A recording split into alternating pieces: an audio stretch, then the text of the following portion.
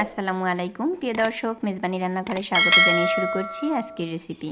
আজকে আমি তৈরি করব নোয়াখালীর বিখ্যাত পান্তুয়া পিঠার রেসিপি। আশা করছি ভিডিওটি সবার ভালো লাগবে। ভিডিওটি ভালো লাগলে সাবস্ক্রাইব করে পাশে থাকা বেল আইকনটি চালু করে দিবেন, যাতে আমাদের পরবর্তী ভিডিও ছাড়ার সাথে সাথে আপনাদের নিকট নোটিফিকেশন পৌঁছায়। পিঠাটি দেখতে মাশাআল্লাহ অনেক সুন্দর, খেতেও তেমন মজা। ভিডিওটি স্কিপ না করে সম্পূর্ণ দেখার অনুরোধ রইল। পিঠা তৈরির জন্য প্রথমে একটি বাটি নিয়ে নিয়েছি। এবার বাটিতে একটি ডিম ভেঙে নিব। ডিমটি চামচের সাহায্যে ভালোভাবে ফেটিয়ে নিব। খুব ভালোভাবে ডিমটা ফেটিয়ে নেওয়া হয়ে গেলে এর ভিতর দিয়ে দিব হাফ কাপ চিনি। এবার ডিম আর চিনি একসাথে ভালোভাবে মিশিয়ে নিতে হবে যতক্ষণ পর্যন্ত না চিনিটা গলে। ডিম আর চিনিটা কিন্তু একসাথে ফেটিয়ে নেওয়া হয়ে গেছে। এবার ডিম আর চিনির মিশ্রণটার মধ্যে দিয়ে দিব চালের গুঁড়া। এখানে আমি হাফ কাপ চালের গুঁড়া ব্যবহার করেছি। এই পর্যায়ে একটি চামচের সাহায্যে ভালোভাবে চালের গুঁড়াটা মিশিয়ে নিব। চালের গুঁড়াটা ভালোভাবে মেশানো হয়ে গেলে এর ভিতর দিয়ে দিব হাফ কাপ ময়দা। এবার দিয়ে দিব 1/4 কাপ লিকুইড দুধ। এখানে আমি গরুর দুধ ব্যবহার করেছি, আপনারা চাইলে পাউডার দুধও দিতে পারেন। এই পর্যায়ে দিয়ে দিব 1 টিস্পুন বেকিং পাউডার।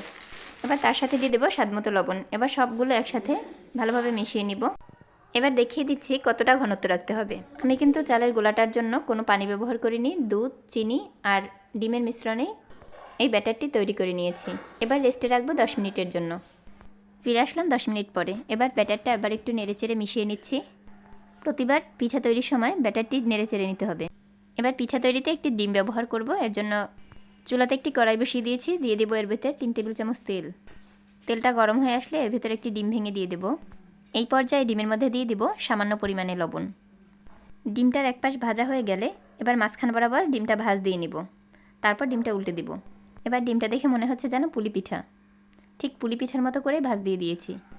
একেবারে লো আঁচেই ডিমটা ভাজতে হবে। ডিমটা ভাজা হয়ে গেলে একটি প্লেটে তুলে নিব। এবার একই কড়াইতে দিয়ে দেব হাফ লিটার তেল। এবার চুলার আঁচ মিডিয়ামে রেখে তেলটা গরম করে নিচ্ছি। এদিকে চালের ব্যাটারটা ঠিক করে নিব। এবার চালের ব্যাটারের ভিতর দিয়ে দিব ডিম। ডিমটা দিয়ে এবার চালের ব্যাটারটার সাথে মিশিয়ে নিচ্ছি। চালের ব্যাটারটা আমি চামচের সাহায্যে ভালোভাবে মিশিয়ে নিচ্ছি। এবার হাতের সাহায্যে পিঠাটা তেলের মধ্যে দিয়ে দিব। চামচের সাহায্যে পিঠাটা ঠিকভাবে দেওয়া যাচ্ছিল না, তার জন্য আমি হাত দিয়ে দিচ্ছি।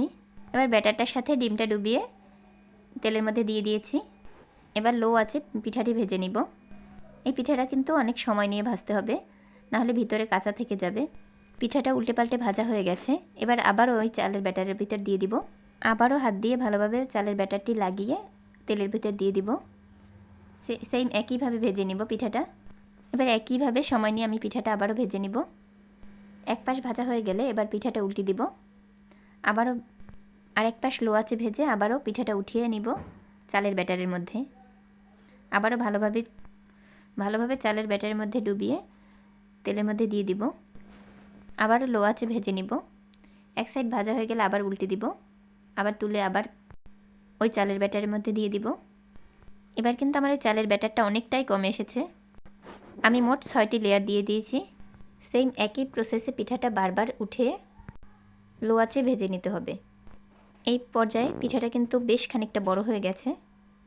এই পর্যন্ত কিন্তু আমার 5টি লেয়ার দেওয়া হয়ে গেছে। এবার পিঠাটা সময় নিয়ে উল্টে ভেজে নিব। এক পাশ ভাজা হয়ে গেছে, এবার আরেক পাশ ভাজার জন্য অপেক্ষা করব। এবার পিঠাটা তুলে নিচ্ছি। আবার ওই চালের ব্যাটারের মধ্যে দিয়ে তেলের ভিতর দিয়ে দিব। এই কিন্তু আমার 6টা লেয়ার দেওয়া হয়ে গেছে। আমি 6টা লেয়ারেই দিব।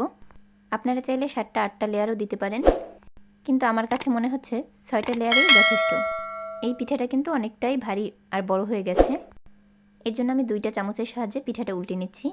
আমার রেসিপিটি ফলো করে আপনিও তৈরি করতে পারেন নোয়াখালীর বিখ্যাত এই পান্তুয়া পিঠাটি। মাশাআল্লাহ, পিঠাটি দেখতে যেমন সুন্দর, খেতেও দারুণ মজা। এবার পিঠাটি কেটে আপনাদের সাথে শেয়ার করছি। পিঠাটা কিন্তু উপরে ক্রিস্পি আর ভিতরে খুবই সফট। এখানে আপনারা আপনাদের পছন্দ মতো পিঠাটা পিস করে নিতে পারেন। আশা করছি প্রতিদিনের মতো আজকের ভিডিওটি আপনাদের ভালো লেগেছে। ভিডিওটি ভালো লাগলে লাইক, কমেন্ট অ্যান্ড শেয়ার করে দিবেন। এতক্ষণ সাথে থাকার জন্য ধন্যবাদ সবাইকে। আল্লাহ হাফেজ।